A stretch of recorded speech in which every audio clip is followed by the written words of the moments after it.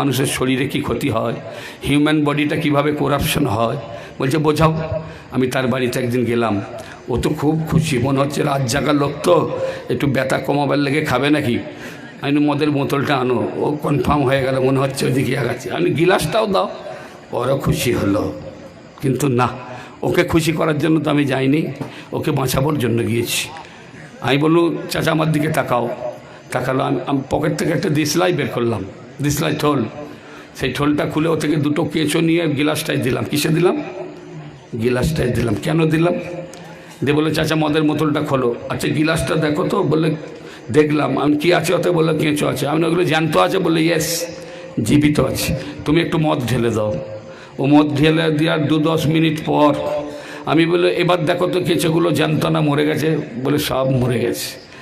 এই মদ খেলে তোমার হিউম্যান বডিতে ওই রকম কাজ করে, তোমার ভাইটাল অর্গানগুলোকে খারাপ করে দেয়, তুমি মদ খেও না।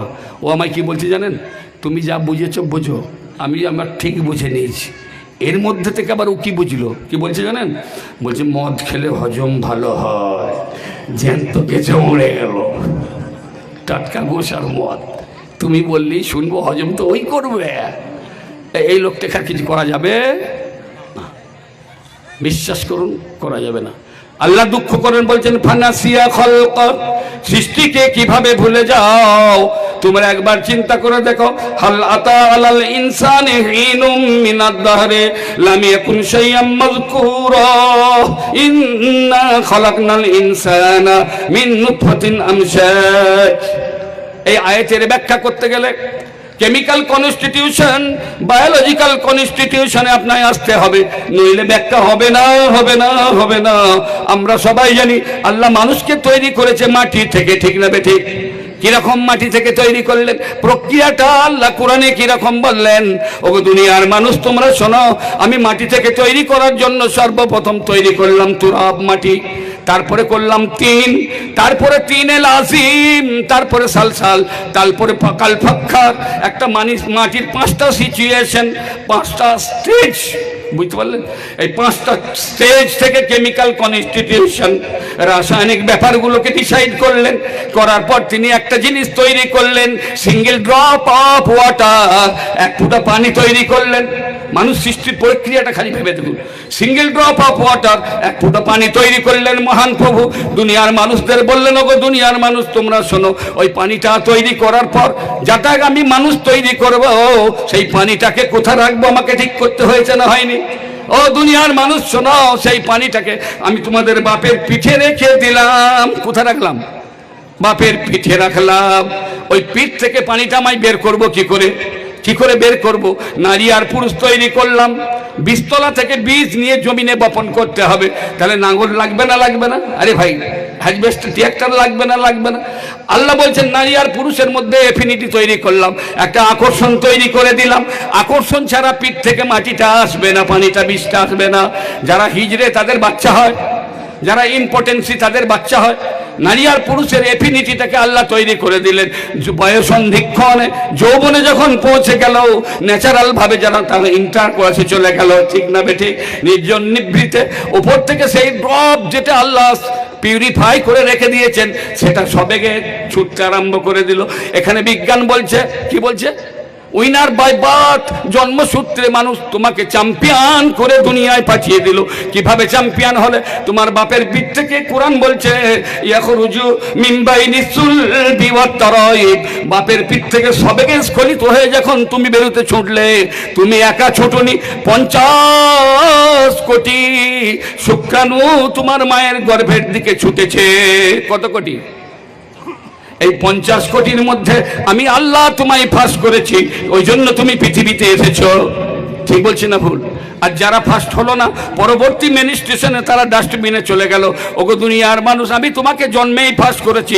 কখন করেছি? যখন তোমার হাত ছিল না, পা ছিল না, মুভমেন্ট করার কিছু ছিল না, চিন্তা শক্তি ছিল না, এরকম ইনঅ্যাক্টিভ অবস্থায় আমি তোমায় ফার্স্ট করেছি। ওগো দুনিয়ার মানুষ শোনো, ফার্স্ট করার পর মায়ের গর্ভে যখন প্রতিস্থাপন করলাম, মিন নুতফা, আলাকা, মুদগা, ইজাম, লাহাম, প্রথমে জোকের আকৃতিতে, তারপরে মাংসকে চিবিয়ে ছেড়ে দিলে যেরকম হয় ওরকম আকৃতিতে আমি হাড় তৈরি করলাম, মাংস তৈরি করলাম, চামড়ার আভরণ দিয়ে সুন্দর করে ঢেকে দিলাম।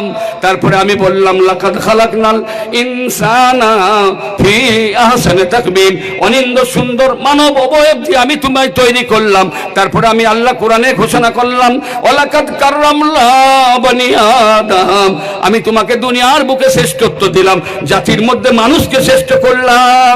আমি যখন এরকম তৈরি পূর্ণ হয়ে গেল, আমার কাছে তখন কেউ নাই, আমি আল্লাহ নিজেকে অ্যাপ্রিসিয়েট করে বললাম ফাতাবারাকাল্লাহু আহসানুল খালিকিন। এরম প্রভুকে তোমরা ভুলে যাও কি করে? ঠিক বলছি না ভুল বলছি? আমার বান্দা, যখন তুমি মাতৃগর্ভে ছিলে, প্রতিবেশী তোমায় সাহায্য করেনি, পাড়ার লোকেরা সাহায্য করেনি, মাতৃগর্ভের সূচিভেদ্য অন্ধকারে আমি তোমায় লালন করেছি। মাতৃগর্ভে যদি করতে পারি, পৃথিবীর পেটেতেও আমি তোমায় করব, কবরের পেটেও করব, লাস্ট জাজমেন্টে ইয়ামাল মাহশারেও করব। আমি চিরকালীন বন্ধু তোমার জন্য, শুরু থেকে শেষ পর্যন্ত থাকবো, অন্য সম্পর্কগুলো থাকে না। বুঝাতে পারলাম? আপনারা বুঝলেন কথাগুলো? তাহলে সেই প্রভুর সঙ্গে জুড়বো না জুড়বো না, না এই যে নিজের ইচ্ছে মতো চলবো? আরে ভালো মানুষ পৃথিবীতে কে বলতে পারেন আপনারা? ভালো মানুষ কে গো? কথা বলেন। হিন্দু মুসলমান সবাই শোনো, আল্লাহর নবীর হাদিস, খায়রুন নাস মান ইয়ানফাউন নাস, ওই ব্যক্তি সব থেকে উত্তম যে মানুষের কল্যাণ করে। কার করে? ইসলাম কত ব্রড, মানুষের কথা বলতে যে হিন্দুর কথা বলেনি, মুসলমানের কথা বলেনি, খ্রিস্টানের কথা বলেনি, all human beings, not for Muslim, সমস্ত মানুষের কথা বলল, মুসলিমদের কথা শুধু বলল না। বুঝে আসছে কথাটা? আল্লাহ নবীর হাদিস, মান সালিমাল মুসলিমুনা মিন লিসানিহি ওয়া ইয়াদিহি, ওই ব্যক্তি মুসলমান নয় যার হাতের মাধ্যম দিয়ে, জবানের মধ্য দিয়ে এক মানুষ কষ্ট পায়। বুঝালো? আচ্ছা, একটা পানির নাম করুন যে পানিটা ব্যথা বোঝে, একটা পানির নাম করুন যে পানিটা অভিমান বোঝে, একটা পানির নাম করুন যে মানুষটা আনন্দ বোঝে, একটা পানির নাম করুন যে পানিটা দুঃখ বোঝে। কোন পানি? জমজমের পানি, পদ্মার পানি, মেঘনার পানি, গঙ্গার পানি? না, সেটা কোন পানি? এসব বোঝে না। মহান আল্লাহর নবী বললেন, দুনিয়ার মানুষ তোমরা শোনো, আর একটা পানি যেটা তোমাদের জিভ থেকে বেরোয়, কি বলুন, জিভ থেকে যে পানিটা বেরোয়, এটা কিসের পানি? লালো, বলুন, লালো, লালসার। তোমার লালসার পানি যদি কাউরির চোখের পানিকে ঝরিয়ে দেয়, আল্লাহর কসম তুমি জাহান্নামী হবে। বুঝতে পারলেন কথাটা? তোমার লালসার পানি যদি চোখের পানিকে অন্যের ঢলিয়ে দেয়, তুমি মানুষ পদবাচ্য। আল্লাহর নবী বললেন, ওই ব্যক্তি শ্রেষ্ঠ যে মানুষের কল্যাণ করে, ওই ব্যক্তি শ্রেষ্ঠ যে প্রতিবেশীর ভালো করে। বুঝতে পারলেন? সাহাবীরা জিজ্ঞাসা করলেন, ইয়া রাসূলুল্লাহ, প্রতিবেশীকে? আল্লাহর নবী বললেন, সামনে 40 ঘর, ব্যাক সাইডে 40 ঘর, ইনসাইডে 40 ঘর, আউটসাইডে 40 ঘর। কত ঘর হলো? 160 ঘর। সাহাবীরা জিজ্ঞাসা করলেন, ইয়া রাসূলুল্লাহ, এই 160 ঘর তাদের রিলিজিয়াস আইডেন্টি, ধর্ম পরিচয় কি হতে হবে? মুসলমান হতে হবে নাকি? আমার নবী বললেন, না না না, মানুষ হলেই হবে। সুবহানাল্লাহ বলবেন না? ইসলাম কত ব্রড, শুধু মানুষের কথা তো বলে, বুঝতে হবে আমাদের। আপনারা এবার একটা প্রশ্ন করব, উত্তর দেন। করব, আপনার শরীরে জীব আছে আর দাঁত আছে, এই হাদিসটার ব্যাখ্যা করতে গেলে আমার ওখানে যেতে হবে। আচ্ছা, জীবের বয়স বেশি না দাঁতের বয়স বেশি? জি? আচ্ছা, শরীরে কে বেশি দিন থাকে, দাঁত থাকে না জীব থাকে? কে থাকে? তো দাঁত আগে পরে এলো, আগে চলে যায় কেন? এটা তো একটা কারণ আছে। পরে এলো তো আগে চলে গেল কেন বলুন তো? ইংরেজিতে একটা কথা আছে না, হার্ড, হার্ডি, হার্ডার, আছে না? আচ্ছা, একটা আদলা ইট নিয়ে আপনার বাড়ির পাকা দেওয়ালে আপনি হিট করুন, ভালো করে শুনবেন। যখন হিট করবেন, ওই ইঁটটাকে দেয়াল কি অ্যাকসেপ্ট করবে, ধরবে?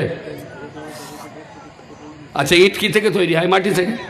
আচ্ছা, এখানে বদনা করে পানি দিয়ে যে এতটা মাটি নরম করে দলা পাকাই, আর এই মাটিটা নিয়ে যখন ওই দেয়ালে হিট করব, এই মাটিটাকে দেয়াল নেবে না ছেড়ে দেবে?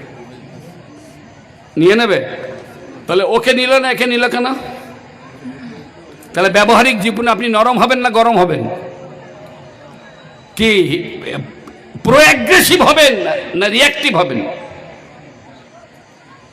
নরম হতে বলছেন এই হাদিসটার মানে আপনি নরম হন, বিনীত, কি সবিনয়, ইটের মতো নয়, এরকমও নয়। আপনারা বলেন এখান থেকে বাড়ি চলে যাবেন, কি খাবার করেছে আমি জানি না, যদি মাংস থাকে, আমার মতো হারমোনিয়ামের রিডের মতো নাতগুলো হয়ে গেছে, এদিক ওদিক করছে, বুঝলেন? এখানে আটকাবার কোনো সুযোগ নেই, একেবারে পুরো বাইপাস। আপনাদের যারা সুবিন্যস্ত গঠন আছে, বাড়ি যাওয়ার আগে এখানে খেলেন, আরে 2-1 পিস মাংসের টুকরো দাঁতের ফাঁকে ঢুকে গেলে হতে পারে না? পারে না।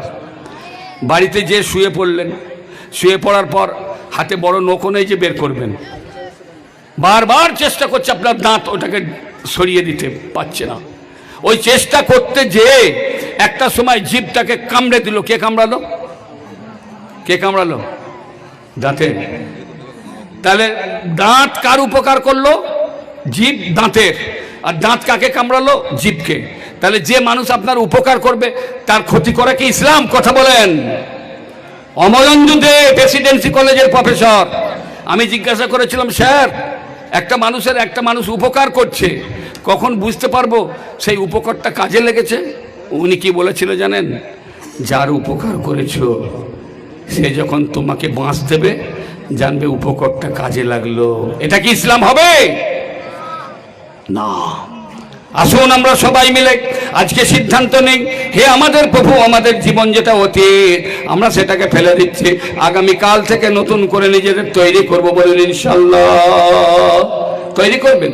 আগামীকাল থেকে নিজেকে তৈরি করতে গেলে সর্বপ্রথম যেটা আপনাকে করতে হবে, আল্লাহর প্রতি ভরসা, বিশ্বাস ও আশা। কি বললাম? বিশ্বাস, ভরসা ও আশা।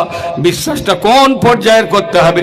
যদি আপনি করতে পারেন, মহান আল্লাহ বলছেন ইন্নাল্লাহ মা'ানা, নিশ্চয় আল্লাহ তাদের সঙ্গে আছে যারা তাকে ভরসা করে। লা তাহজান, তোমরা দুঃখিত হয় না। আবার বলছেন ওহুয়া মাকুম আইনা মা কুনতুম, তোমরা যেখানেই থাকো প্রভু তোমাদের সঙ্গে থাকবে। ওমাইয়া তাওয়াক্কাল আলাল্লাহি ফাহুয়া হাসবুহু, যারা আল্লাহর প্রতি নির্ভরশীল হয় আল্লাহ তাদের জন্য যথেষ্ট। ঠিক না বেঠিক? তাহলে আমরা বিশ্বাসটা করব। কোন পর্যায়ের বিশ্বাস? 2-3টে পর্যায়ের আছে। 1 নম্বর, এই যখন দীর্ঘদিন পানি হয় না, ভালো করে কথাটা বুঝবেন, দীর্ঘদিন পানি নেই, মানুষ পানির জন্য নামাজ পড়তে যায় না মাঠে, ওটাকে কি নামাজ বলে? ইস্তেখারা না ইস্তেস্কা? ইস্তেস্কা। 1002 লোক ইস্তেস্কা নামাজ পড়তে যাচ্ছে, তার সঙ্গে একটা ছেলে 7 দিন টাইফয়েডে ভুগলো, সেও সেই নামাজে অংশগ্রহণ করার জন্য একটা ছাতা বগলে করে যাচ্ছে মাঠে। কোথায় যাচ্ছে? এই 2000 লোক ওকে জিজ্ঞাসা করছে, এই বাচ্চা, আমরা এত 2000-এর বেশি লোক যাচ্ছি, কেউ তো ছাতা নিয়ে যায়নি, তুমি ছাতা নিয়ে যাচ্ছ কেন? কথাটা বুঝতে পারছেন? এ তখন বলছে ছাতা নিয়ে যাব না মানে?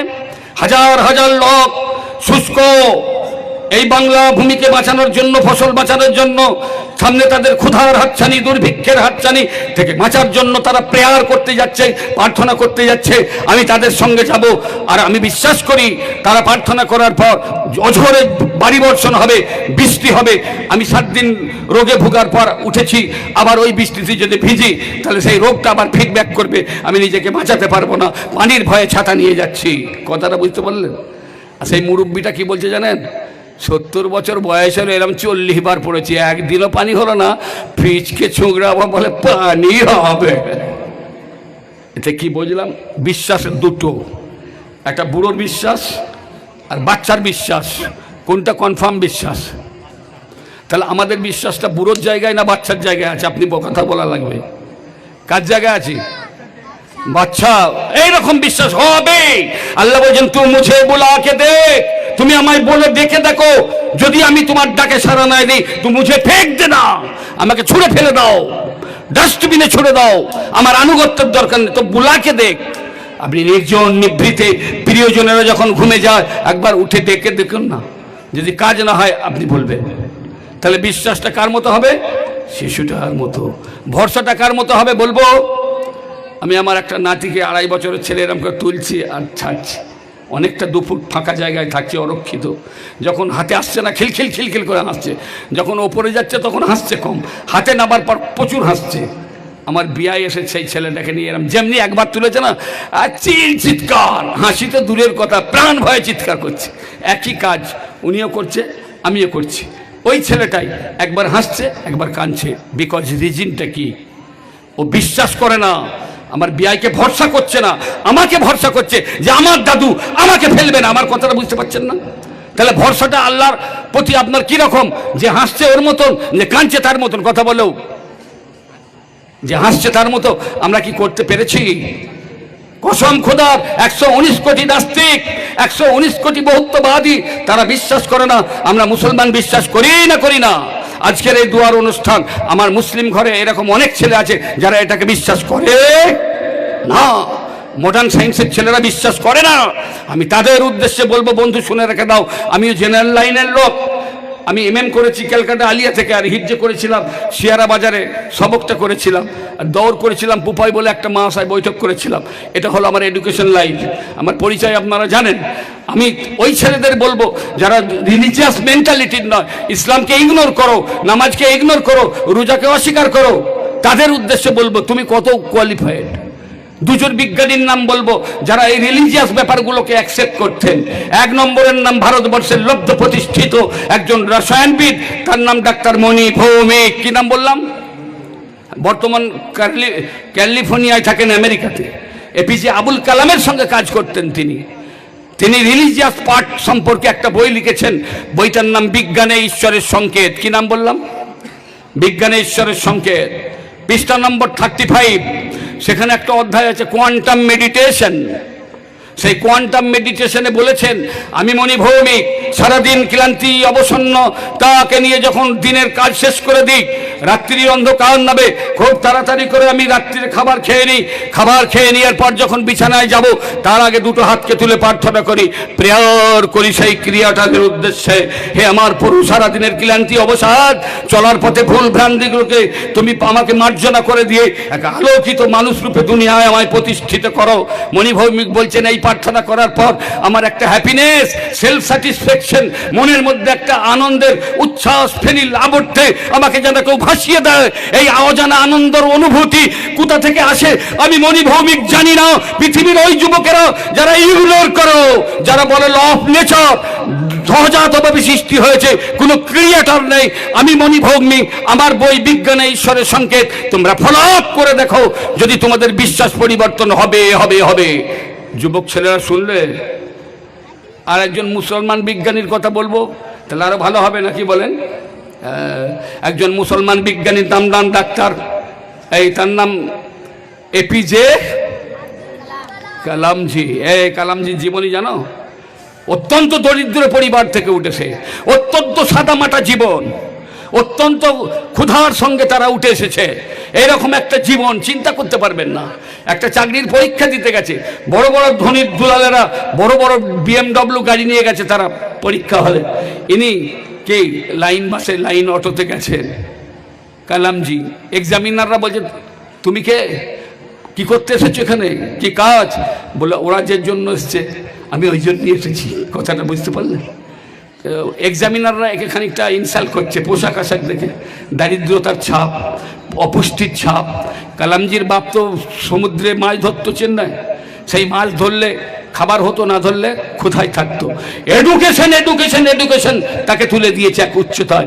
ছেলেদের বলবো এদেরকে এডুকেশন দাও, এডুকেশন। তো এক্সামিনার বলছে তা তোমার কি কোয়ালিটি আছে? বুঝতে পেরেছেন কালামজিকে? উনি তখন বলছেন আই ক্যান ফাস্ট, আমি এদের সবাই চেয়ে ফাস্ট। বলে কোন দিক দিয়ে? বলে আমি ক্ষুধা সহ্য করতে পারি, hard and soul, try again try. একেবারে তৃণমূল থেকে উঠে এসেছি, তৃণমূল মানে গোড়া থেকে উঠেছি, পার্টির কথা বলিনি ভাই, মাফ করবেন, গোড়া থেকে উঠে এসেছি। বললো তোমার আর কি কোয়ালিটি? বলে আই ক্যান ওয়েট, আমি ধৈর্য ধরতে পারি। বুঝতে পেরেছেন? ওরা কেউ পারবে না। I can have a dream, আমি স্বপ্ন দেখতে ভালোবাসি। এবং এটাও বললেন এক্সামিনারদের, স্বপ্ন কি, হোয়াট ইজ ড্রিম? বলছে এটা মানুষ ঘুমিয়ে ঘুমিয়ে দেখে, ওটা স্বপ্ন নয়, যেটা তাকে ঘুমাতে দেয় না সেটা স্বপ্ন। আমার কথাটা বুঝতে পারলেন? বলে সব বলা। তারপর আর কি তোমার কোয়ালিফিকেশন আছে? বলে আই ক্যান রিড, 14টা ভাষায় আমি পড়তে পারি, 14টা ভাষায় লিখতে পারি। আমার কথাটা বুঝতে পারলেন? চাকরিটা ওনারই হলো। সেই কালামজি একটা বই লিখেছেন, বইটার নাম বিজ্ঞানের, আপনার বইটার নাম আগুনের ডানা, ইংরেজি নাম উইংস অফ ফায়ার, ঠিক বলছি না ভুল? উনি এক জায়গায় বলেছেন, ওগো দুনিয়ার মানুষ, তোমাদের কনফিডেন্স লেভেলকে নষ্ট করো না, আত্মবিশ্বাসকে বাড়িয়ে রাখো। প্রকৃতির পাঠশালার দিকে তাকিয়ে দেখো, যখন বৃষ্টি ঝড়ে, মেঘের গর্জন, বজ্রাপাত হয়, ছোট্ট ছোট্ট পাখিগুলো নিরাপদ আশ্রয়ে চলে যায় না, যায় না? কিন্তু একটা পাখির কথা কি তোমরা জানো? বিপদের আশঙ্কা করে নিরাপদে যায় না, অবশ্যই নিরাপদে যায় যেখান থেকে বৃষ্টি ঝরে তার উপরে সে উঠে যায়, যায় না? সেই পাখিটার নাম কি? চিল, চিল, চিল। বলছে মানুষ তোমরা মুসিবতকে, বিপদকে ভয় খেও না, তোমরা ওভারলুক করে সেটাকে কি করো, অ্যাভয়েড করে দাও। সেই কালামজি একটা বই লিখলেন, তিনি বললেন, দুনিয়ার মানুষ তোমরা শোনো, আমি রাত্রি যায় যখন বিছানায় যাই, আমার চিরদিনের অভ্যাস, দুটো হাতকে তুলে প্রার্থনা করি প্রভুর উদ্দেশ্যে। প্রার্থনা করার পর কি হয় তোমরা শোনো। উনি বললেন একটা অদৃশ্য শক্তি আমার শরীরের মধ্যে ইমপ্লিমেন্ট হয়, সেই অদৃশ্য শক্তির নাম দিয়েছেন তিনি। যুবক বন্ধু যারা এডুকেটেড, সেই শক্তির নামটা তোমরাও শুনে নাও। বলে ইলেকট্রোম্যাগনেটিক এনার্জি, বৈদ্যুতিক চুম্বকীয় শক্তি আমাকে উৎসাহিত করে। সেটাকে মডার্ন বিজ্ঞান বলছে নেচার নেভার ব্রেকস হারমোন ল, স্বভাব কখনো চরিত্র বিরুদ্ধ কাজ করে না। এটা বিজ্ঞানের থিওরি। আমরা কি দেখছি? করে করে করে। বিজ্ঞান বলছে ইলেকট্রন প্রোটন, পজিটিভ নেগেটিভ, ঋণাত্মক ধনাত্মক, নারী আর পুরুষ, ঠিক না?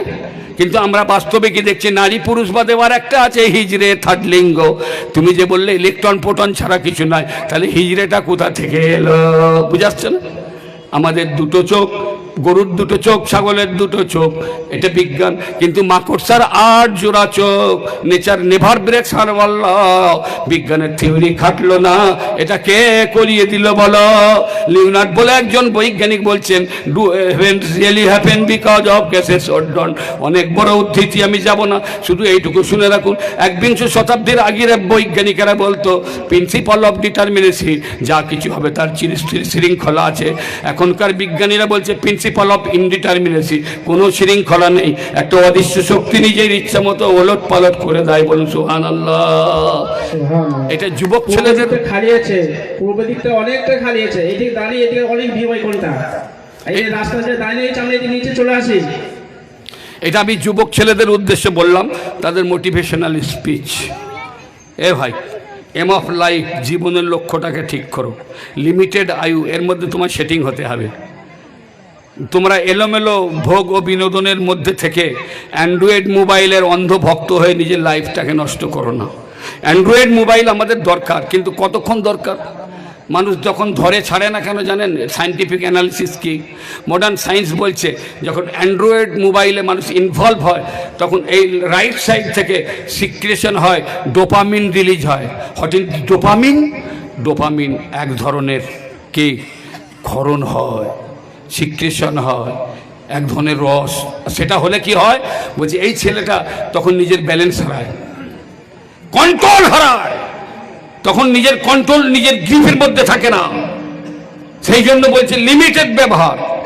আমি হাত জোর করে যুবক বন্ধুদের বলবো, এসো, শেষ পরিণতি হাইলি সেন্সিটিভ ইলেকট্রোম্যাগনেটিক ফোর্স আর প্রচণ্ড সংবেদনশীল বৈদ্যুতিক চুম্বকীয় শক্তি ও তরঙ্গ মানুষের আত্মা, এটা চিরন্তন চিরায়ত, আপনাকে মৃত্যু যেতেই হবে।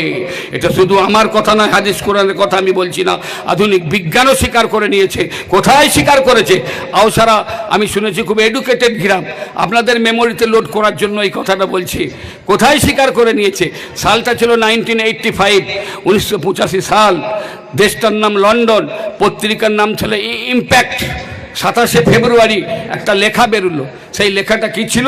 5 জন ইউরোপিয়ান বৈজ্ঞানিক গবেষণা করলো একটা বিষয়কে নিয়ে। বিষয়টা কি ছিল? DNE, fulfilling death near experience. 20 বছর আগে 1985 সালে একটা লেখা বেরোলো। সেই লেখাটা কি ছিল? 5 জন ইউরোপিয়ান বৈজ্ঞানিক গবেষণা করলো একটা বিষয়কে নিয়ে। বিষয়টা কি ছিল? DNE, fulfilling death near experience. মৃত্যুর পথযাত্রী মানুষদের নিয়ে প্রেডিক্ট করে ওরা সিদ্ধান্ত দিল মৃত্যুর পরের জীবন সত্যি সত্যি সত্যি। সুবহানাল্লাহ বলবেন না? তাহলে আমরা আগামী থেকে কি ইসলামী ভাবধারায় ধর্মীয় অনুশাসন মেনে জীবন চালাবো? যে ধর্মেরই লোক হোক, হিন্দু ধর্ম হোক, মানে সনাতন ধর্ম হোক, হিন্দু হোক, খ্রিস্টান হোক, যদি ধর্মীয় অনুশাসন মেনে জীবন চালায়, বিশ্বাস করুন সমাজটা সুন্দর হবে। আর মিথ্যা জিদ আগ্রাসন আপনাকে ধ্বংস করে দেবে, দেবে না? মিথ্যা জিদ কীভাবে ধ্বংস করে? একটা ছোট্ট কথা বলি, কবি সুকান্ত ভট্টাচার্যের, আপনারা জানেন, হে মহাজীবন এবার কাব্য নয়, কঠিন কঠোর গদ্যহানো পদদলিতের ঝঙ্কার মুছে যাক, ক্ষুধার রাজ্যে পৃথিবী গদ্যময়, পূর্ণিমা চাঁদ যেন ঝলসানো রুটি। এই ক্লাস 10-এ ভাব সম্প্রসারণ পড়েছিল না পড়েনি? হ্যাঁ, আমরা ভাব সম্প্রসারণ করেছিলাম। পূর্ণিমার বর্ণময় চাঁদ, ক্ষুধার্ত মানুষ যখন সেটা দর্শন করে, প্রাকৃতিক মননশীলতা, অনিন্দর সুন্দরী রূপসী রূপটা তার মেমোরিতে ধরা পড়ে না। সে তখন কল্পনা করে এটা বর্ণময় চাঁদ না হয়ে ঝলসানো যদি রুটি হতো, আমি আমার ক্ষুদ্রবৃত্তি নিবারণ করতাম। এরকম এখন ক্ষুধাতুর মানুষ, পৃথিবীর বুকে ক্ষুধা মানুষ কৃত্রিম উপায়ে তৈরি করছে। বাণিজ্য জগৎ, কর্পোরেট জগৎ কৃত্রিম উপায়ে মানুষের মুখের খাবার গ্লাসকে কেড়ে নিচ্ছে। তো এরকম একজন ক্ষুধার্ত মানুষ, জিদ কত খারাপ হয়, অন্যায় জিদ। একটা বড় 3 কিলো ওজনের কাতলা মাছ নিয়েছে জেলে। ক কিলো ওজনের? 3 কিলো ওজনের কাতলা মাছ নিয়ে বলছে কাকে বিক্রি করব? মেম্বার, প্রধান, এমএলএ, এমপি, এদের কাছে গেলে দাম বেশি পাবে না? পাবে না। তো ওর রাজ দরবারে চলে গেছে মাছটা নিয়ে, বুঝলে? রাজামশাই মাছটা দেখে খুশি হয়ে ওকে 1000 টাকা দিয়েছে। কত টাকা দিল? আর পাশে রানিমা ছিল না? মেয়েরা একটু কী টাইপের হয় বলুন তো? খারাপ বলছি না, একটু মানে কনজারভেটিভ, মানে রক্ষণশীল টাইপের, ঠিক না? যে 1000 টাকায় মাছটার দাম তো হবে না। রাজাকে বলছে তুমি যে 1000 টাকা দিলে, টাকাটা ফেরত নাও, মাছটাকে দিয়ে দাও। কথাটা বুঝতে পারছেন না? আর রাজার একটা সামাজিক প্রভাব আছে, তো একটা ভাবমূর্তি আছে। সে একটা জেলেকে 1000 টাকা দিয়েছে, মাছটা কিনেছে, আবার ফেরত দেবে, এটা পাবলিকের মধ্যে তো ছড়াবে। তাহলে আত্মসম্মানের জন্য ব্যাপারটা হুমকি হয়ে যাবে, যাবে না? সেটা রাজা বলছে আমি আর ফেরত দিতে পারবো না। কীভাবে ফেরত নেবে তুমি বলো? বউটা তখন বলছে একটা রাস্তা বলে দিই। বলে কি? বলে ওই জেলেটাকে জিজ্ঞাসা করো এই মাছটা মেল না ফিমেল, মানে বেটা ছেলে মাছ না মেয়ে ছেলে মাছ। ও যদি বলে বেটা ছেলে মাছ, তুমি বলবে আমার মেয়ে ছেলে মাছ দরকার, তাহলে ফেরত হবে না? হবে না? আর যদি বলে মেয়ে ছেলে মাছ, তুমি বলবে আমার বেটা ছেলে মাছ দরকার, তাহলে ফেরত হবে না? হবে না? এবার জেলেটাকে যখন দেখেছে, কম্পিত চরণ, ভয়ার্ত হৃদয়, আশঙ্কার বেড়া জালে টাকাটা বোধহয় গেল, মাছটা নিয়ে যখন এসেছে ওই কথাটা জিজ্ঞাসা করেছে। এই জেলেটা আবার এত ব্রিলিয়ান্ট, ও তখন বলছে মহারাজ এটা বেটা ছেলে মাছও নয়, মেয়ে ছেলে মাছও নয়, এটা হিজড়ে মাছ। ও কিন্তু জেদে বসে আছে বউটা, ও দেখছে আর চলছে নুচির মতো ফুলছে, যতক্ষণ টাকা না দেবে শান্তি নেই। তখন রাজা বলছে আরও 1000 টাকা লে। এই বউটা খুশি হচ্ছে না? হচ্ছে না? যে আমার স্বামীর একটা টাকা চলে যাচ্ছে, ও জেদের জন্যই তো হচ্ছে। দিয়ে এবার ও 2000 টাকা নিয়ে চলে যাচ্ছে। বউটা লক্ষ্য রেখেছে কীভাবে কারা যাবে, সময় তো হয়ে গেলে, এখনই তো প্রস্থান করবে। দরজার কাছে যে লোকটা হ্যাঁট হলো, বউটা কাছে যেয়ে দেখছে একটা কয়েন তুলেছে, তুলে মুখে চুমু খাচ্ছে, বুকে ঠেকাচ্ছে, মাথায় ঠেকাচ্ছে। ও তখন রাজাকে বলছে রাজামশাই এমন লোভী লোকটাকে 2000 টাকা দেওয়া যাবে না। একটা কয়েন পড়ে আছে সেটাকেও তুলে নিল। কোনো অসহায় গরিব হচ্ছে নিডি যে, সে নিতে পারতো তো, তাহলে এটাকে নিয়ে ও ছাড়তে চাইছে না, এই লোভীর কাছ থেকে টাকাটা কেড়ে নাও। রাজা বলছে নিশ্চয়ই কারবো। ওকে আগে জিজ্ঞাসা করি ও এরকম মুভমেন্ট করলো কেন। ওকে বলছে তুমি এরম করলে কেন বাবা? বলছে রাজামশাই সে কথা আর বলবেন না, কয়েনটা তুলে দেখছি রানীমার ছবি একদিকে আর একদিকে আপনার ছবি, পদতলে পিষ্ট হবে ধুলির মলিন আস্তরণে, সেটা অপমানিত হবে।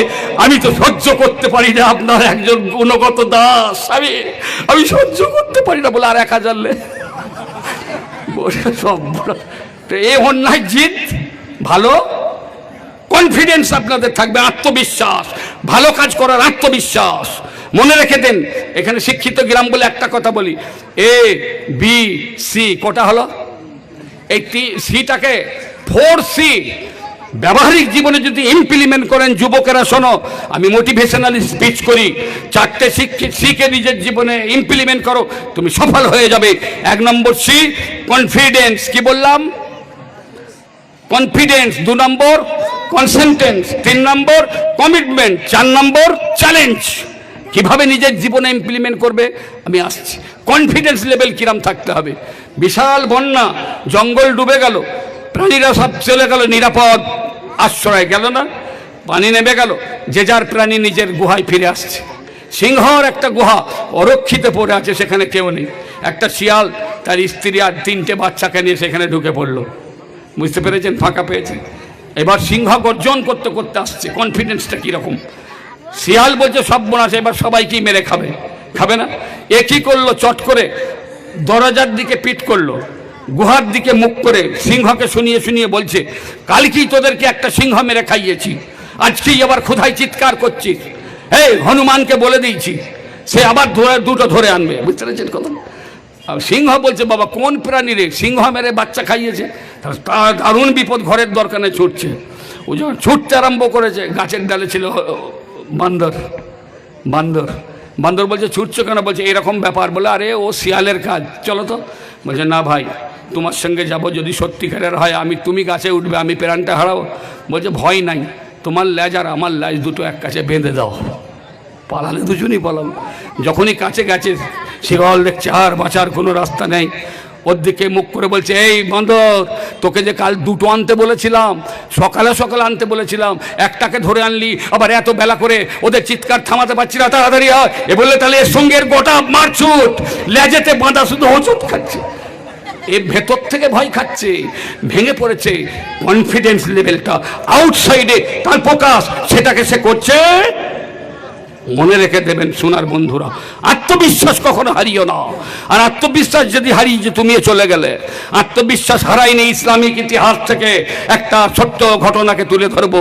কনফিডেন্স লেভেল, তার বিগ কনফিডেন্স লেভেলসের জন্য বিশ্ব ইতিহাসে সেই নারী স্মরণীয় হয়ে আছে। কোন নারী?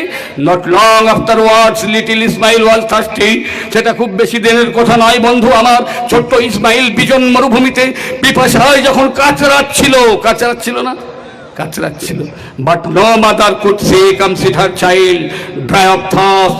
কোনো মা চায় না তার ছেলে পিপাসায় মরে যাক। কোনো মা চাই না।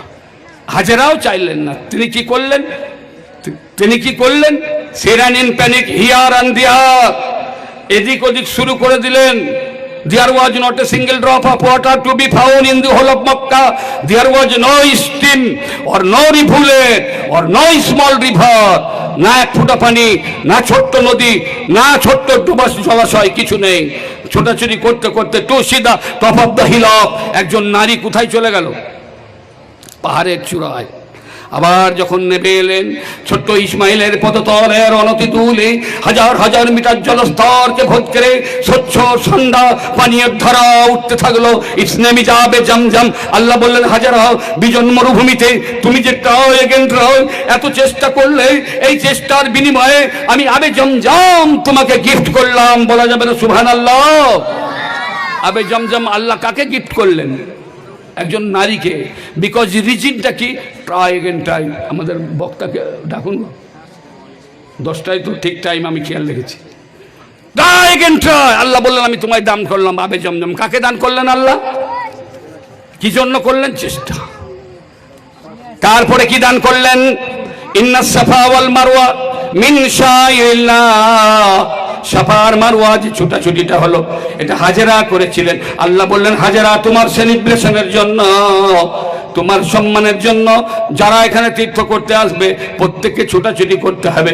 এটা তোমার সেলিব্রেশন, তোমার অনার। এই যুবক বন্ধুরা, চেষ্টা করবো না কথা বলো। যদি তুমি ঘুমিয়ে থাকো, তোমার ভাগ্য ঘুমিয়ে থাকবে। যদি তুমি হার্ট অ্যান্ড সোল চেষ্টা করো, তোমার ভাগ্যের পরিবর্তন হবে। একজন পীর সাহেবকে 3টে কলেজের ছেলে যেয়ে বলছে, হুজুর কাল থেকে নামাজ পড়বো। ভালো কথা না খারাপ কথা? বলছে নামাজ তো পড়বো, 3 सवाल करेंगे, अगर सही जवाब मिल जाए तब नमाज पढ़ना। বলছে কোন সা সওয়াল হয় তোমারা बताओ। একটা ছেলের সামনে দাঁড়িয়ে দুটো হাতকে বদ্ধ করে বলছে, বলো মেরা মুঠি কি अंदर क्या? বলে এক পরিন্দা কা বাচ্চা হয়। ওরা দুজন বললে, বলে দিল, জানলো কি করে? একজন বলছে দাঁড়া আর দুটো প্রশ্ন করব। একজন বলছে জিন্দা হয় কি মুর্দা হয় बताओ। নারায়ে তাকবীর। আরে আমার ছোট্ট ইয়াসিন ভাই, আমার খুব ভালোবাসার লোক, আমাকে বড় ভাই বলেন। এত অল্প সময়ের মধ্যে একটা কথা আছে না, ভিনি ভিভি ভিসি, এর মানে কি এলাম দেখলাম জয় করলাম, একবার উল্কার গতিতে বুঝতে পেরেছেন সারা ওয়েস্ট বেঙ্গলে সম্প্রসারিত হয়ে গেলেন উনি উল্কার গতিতে। আপনারা ওনার শতায়ু কামনা করুন, সুস্থতার সঙ্গে বলুন আমিন।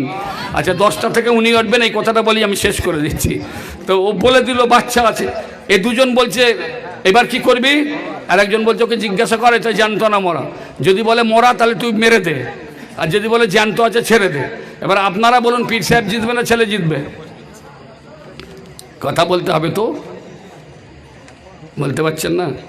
পীর সাহেব বলছেন শোনো বন্ধু, আমি যেটা বলবো উল্টো মুভমেন্ট করবে। চাইলে পাখির বাচ্চাটা তোমরা মেরে দিতে পারো, চাইলে তোমরা ছেড়ে দিতে পারো। যুবক বন্ধুরা, তোমাদের এম অফ লাইফ অ্যাম্বিশন তোমরা যদি সেটিং করে নাও, হার্ড অ্যান্ড সোল করো, ট্রাই এগেন ট্রাই করো, তোমরা সফল হয়ে যাবে। যাক ভাই, আপনারা খুব সুবিন্যস্তভাবে বসে পড়েছেন, খুব ভালো লাগলো। এবার আমার ছোট ভাই ইতিমধ্যে সারা ওয়েস্ট বেঙ্গল নয় ওপার বাংলাতেও ভাইরাল। ওই ভাই আমার খুব কি বলবো এক্সাইটেড হয়ে যায় যখন না রাষ্ট্রের এগনেস্টে মুভমেন্ট করে ফেলেন। এটা ইমানি শক্তি এবং উদ্ধত যৌবনের চরিত্র। আমি ওনাকে বলেছি ওয়েট অ্যান্ড সি, একটু ধৈর্য ধরে স্লো মুভমেন্ট করুন, কারণ প্রোঅ্যাক্টিভ ওয়ার্ক আর রিয়াক্টিভ দুটো আছে না, তো নট প্রোঅ্যাক্ট, রিয়াক্ট করবেন। আগামী দিনে আপনারা চিনে রাখুন, এই ওয়েস্ট বেঙ্গল এপার বাংলা ওপার বাংলার একটা পরিচিত এবং প্রতিষ্ঠিত যশা একজন স্পিচার হবে ইনশাআল্লাহ। ওমা তৌফিক ইল্লা বিল্লাহ। আসসালামু আলাইকুম।